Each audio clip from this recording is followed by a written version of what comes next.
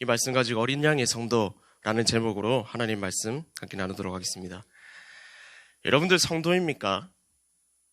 무심코 여러분들에게 누군가가 당신은 성도입니까? 라는 질문을 던진다면 여러분들은 자신 있게 네, 성도입니다 라는 대답을 하실 수 있겠습니까? 성도라는 뭔가 단어에서 주는 이미지가 굉장히 어른스럽죠. 그래서 뭔가 장년들을 뜻하는 것 같아라는 이미지를 받을 수도 있고, 뭔가 거룩하게 생겨야지 성도라고 부를 수 있을 것 같아, 나는 아닌 것 같아 라고 생각하시는 분들이 있을 겁니다. 그러나 성도의 의미를 좀 간단하게 정의해 내려보자면은, 거룩하게 하나님 아버지의 속성으로 구별시켜 놓으신 하나님의 백성, 이게 성도의 간단한 정의입니다. 그렇다면 저와 여러분들은 성도입니까? 라는 질문에 예, 저는 성도입니다 라고 쉽게 답변할 수 있어야 된다는 겁니다. 이 성도라는 개념이 우리에게 있어서 굉장히 중요한 개념입니다. 왜냐하면 성도라는 것은 하나님의 편, 하나님께서 따로 구별되어 세우신 하나님의 자녀이자 백성이라는 우리의 분명한 정체성이기 때문입니다. 그래서 세상 가운데 살아가는 동안 나는 성도다 라는 고백과 이 개념이 사실은 그리스도인이라는 것에서 주는 그런 힘이 될 수가 있고, 그런 분명한 정체성으로 말미암아 승리할 수 있는 그 원천이고 개념이 되기 때문입니다. 그래서 먼저 바라기는 이 그리스도인이, 아니 성도라는 개념 안에서 자부심을 가지고 이 분명한 정체성을 가지고 하나님의 승리를 누리며 살아갈 수 있기를 주님의 이름으로 축복합니다. 오늘 본문을 보시게 되면은 성도가 어떤 사람인가, 이것을 분명히 정의내리고 있습니다. 앞에 1절부터 3절까지 보면 이런 내용이 나와요. 이제 또 내가 보니, 요한이 이제 눈을 들어서 딱 봤어요. 어제까지는 무슨 내용이 나왔습니까? 막 용이 나오고 짐승이 나오고 뭐 이상한 괴물들이 나왔습니다. 사탄으로 인해 통칭되는, 비유되는 그런 괴물들이 나오면서 하나님을 대적하고 세상을 자기의 권세로 삼키고, 그런 과정 가운데서 요한이 눈을 들어 딱 보니까 어린 양이 있었습니다. 어린 양은 누구를 뜻하죠? 바로 예수 그리스도입니다. 그리고 어린 양이 있고 그를 둘러싼 14만 4천이 함께 있었습니다. 여기서 14만 4천은 신천지가 아닙니다. 그리스도의 이름으로 구원받은 자들, 그들을 상징적으로 의미하는 숫자입니다. 그 구원받은 자들이 함께 서 있는데, 그때 어떤 동시자발적으로 상황이 펼쳐지냐면 2절부터 4절에 보니까 하나님을 보좌하는 천군 천사들이 함께 거기 서서 찬양을 합니다. 장로들과 네 생물들, 그게 마치 어떻다고 표현하고 있냐면은 많은 물소리와 같고 검은 고소리 같다. 이건 이제 하나님의 음성을 뜻하거든요. 그와 같은 소리를 내는데 이 노래가 14만 4천 밖에는 배울 자가 없을 정도다라고 요한은 기록합니다. 왜냐하면 이것은 바로 승리의 노래이기 때문입니다. 승전가. 그러니까 심판에 대해서 하나님께서 이제 승리로 오셨다라는 고백이 14만 4천에게 있고, 그리고 14만 4천 밖에는 배울 자가 없다라고 성경은 표현하고 있다는 겁니다. 그만큼 음성조차도 거룩하고 구별된 것인데, 그것을 감히 따라 반응하면서 고백할 수 있는 자가 14만 4천의 무리밖에 없다는 겁니다. 구원받을 수 있는 자들, 구원받은 자들. 사실 하나님을 고백하고 찬송하고 승리를 외치는 것, 이것은 구원받은 자들의 특권입니다. 로마서 8장 14절 15절에 보면 그렇게 말합니다. 양자의 영을 받지 아니하고서는 아버지를 아버지라 부를 수 없다고. 이처럼 하나님을 고백하고 찬양하고 승리를 부르는 것, 이것이 바로 성도들에게 주어지는 특권이라고 성경이 말하고 있다는 거예요. 근데 이 성도들이 그냥 하나님께서 너 이제 성도니까 성도해, 이제 끝이야, 이렇게 해서 성도가 만들어지고 역할이 끝나는 게 아닙니다. 성도로서 하나님의 승리를 누리기 위한 자격이 어떻게 주어지냐면은 4절과 6절에 이렇게 계속해서 말합니다. 그 성도들이 어떤 자냐면 여자와 더불어 더럽히지 아니하고 순결한 자, 다시 말해서 하나님 앞에서 믿음의 순결을 지킨 자들, 그리고 두 번째로 어린 양 예수님께서 어디를 인도하든지 따라가며 순종하는 자들. 그래가지고 그 죄사함 처음 익은 열매가 바로 이 14만 4천, 곧 성도들이라고 말하고 있다는 겁니다. 그들은 5절에 보니까 결국에는 거짓말이 없고 흠이 없어가지고 의롭다 함을 받은 자들이다 라고 분명히 말하고 있습니다. 근데 이 성도들이 나오고 어린 양이 나오고 이런 상황들을 가만히 살펴보고 있다면 어떤 상황이냐면은 심판이 이르는 상황이라는 것을 우리가 알 수 있는데요. 그래서 이 성도라고 불려지는 이 구원받은 자들이 심판에 대해서 어떻게 반응하고 있냐면은 이 심판을 되게 환영합니다. 그리고 우리는 승리했다고 찬양하고 하나님께 영광 돌리고 이런 모습들이 막 주어지고 있습니다. 근데 이렇게 하나님께서 오심을 기뻐하고 외치고 찬양하는 무리들과 반대로 그것을 누리지 못하는 자들이 등장합니다. 바로 비성도들인데요. 이 비성도들을 본문에서 어떻게 등장시키면서 얘기하냐면은 오롯이 심판을 받는 상황에 놓인 자들이라고 표현해요. 그 심판에 대해서 본문이 이렇게 설명해요. 8절부터 보면 이래요. 음행하고 진노의 포도주를 먹이던 자다. 진노의 포도주를 마실 것이다. 10절에 그렇게 기록하고 있고, 그리고 불과 유황으로 고난을 받을 것이다. 그 당시에 이스라엘을 압제하고 있던 바벨론에 대한 심판의 메시지이기도 한데 그들은 음행했고 포도주를 즐겼습니다. 그러나 이것이 결국 심판의 날에 어떻게 될 것이냐면은 하나님께서 그 포도주를 진노로 바꾸시고 불과 유향으로 심판할 것이다.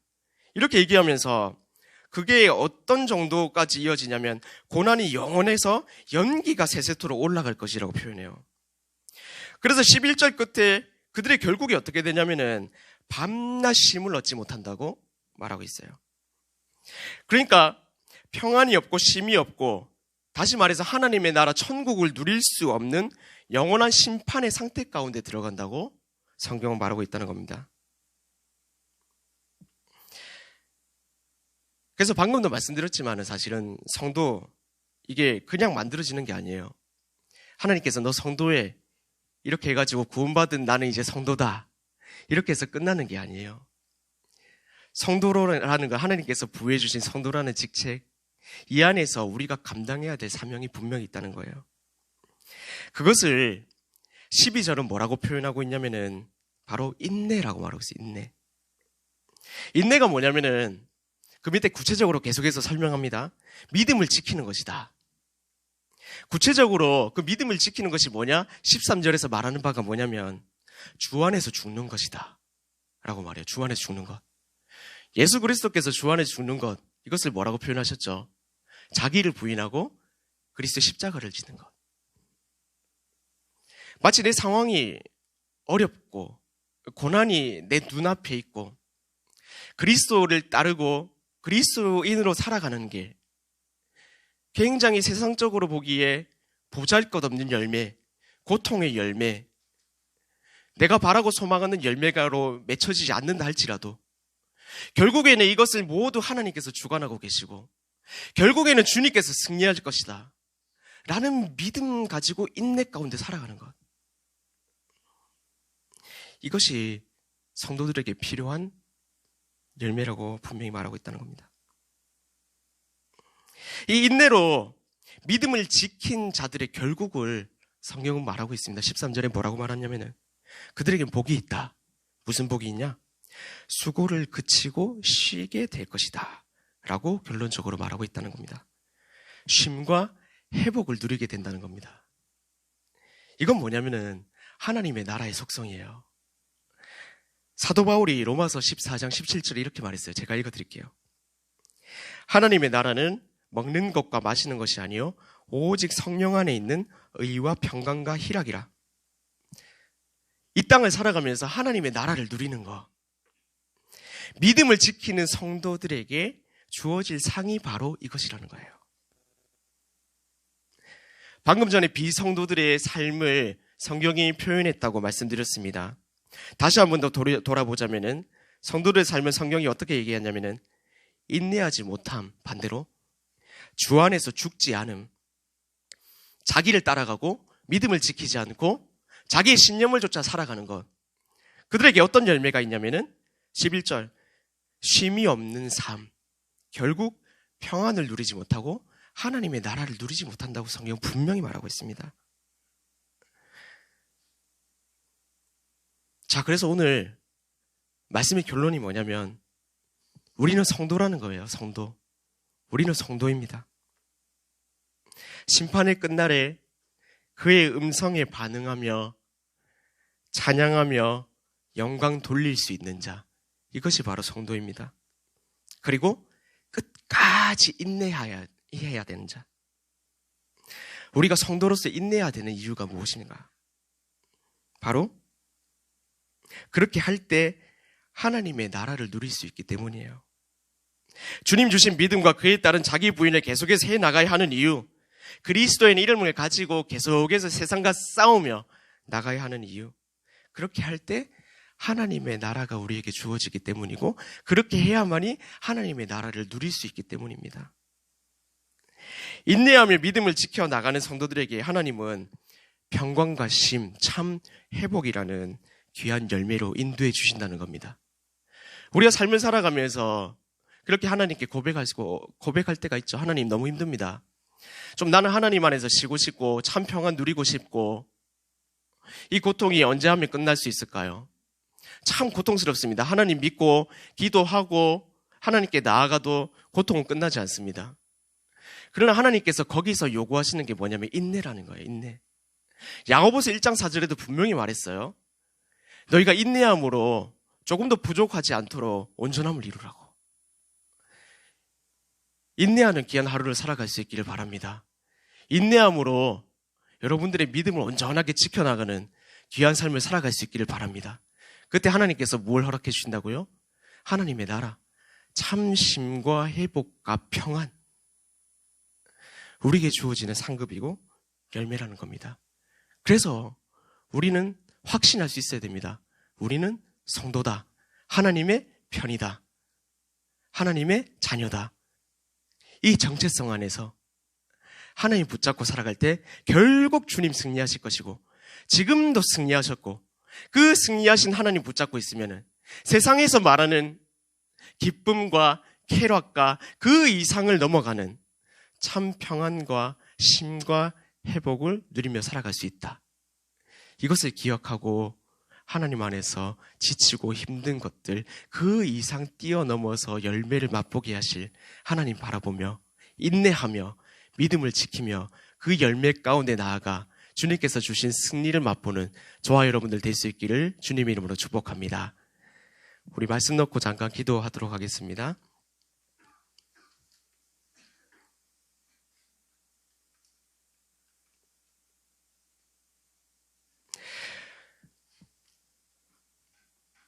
우리는 성도입니다. 하나님께서 우리를 성도로 부르셨습니다. 그리고 성도로서 하나님 나를 맛보기 위해서 우리에게 주어지는 것이 뭐냐면 인내하라는 겁니다. 인내. 세상 가운데 살아갈 때에 요즘은 특히나 더 그렇습니다. 인내라는 게 없어요. 바쁘게 돌아가고 있습니다. 심지어 우리가 뭐 핸드폰이나 스마트폰 같은 말이지만 컴퓨터를 하면서도 인내하지 못하잖아요. 그 가운데 사단은 우리를 계속해서 미혹합니다. 너희가 믿고 있는 믿음이 뭐냐? 당장의 열매가 맺히지 않는데 너희가 믿음 가운데 이게 정말 옳은 것이냐? 계속해서 우리를 넘어뜨리려고 합니다. 그 가운데 우리는 오늘 말씀을 통해서 확신해야 됩니다. 인내를 통해서 하나님께서 일하시고 결국에는 승리하실 것이다. 이 귀한 믿음이 우리 가운데 있어야 됩니다. 그래서 여러분들의 삶을 돌아보면서 내가 인내하지 못하고 믿음을 지키지 못했던 것은 무엇이 있는가? 내가 하나님 앞에서 살아가는데 믿음 가운데 인내하지 못한 부분은 무엇인가? 이 부분들을 놓고 기도하시고 주님 인내를 온전히 이룸으로 인해서 이 성도의 특권을 온전히 누리며 그리고 하나님의 나라를 누리며 그렇게 살아가는 하루가 될 수 있기를 소망합니다. 라는 마음으로 우리 성도됨에 대해서 감사하고 하나님 아버지 앞에 인내함으로 주님께서 주신 믿음을 온전하게 지켜나가며 하나님을 누리며 살아가는 우리의 신앙과 하루 되게 해달라고 우리 말씀 놓고 한번 함께 기도하도록 하겠습니다. 하나님 아버지 감사합니다.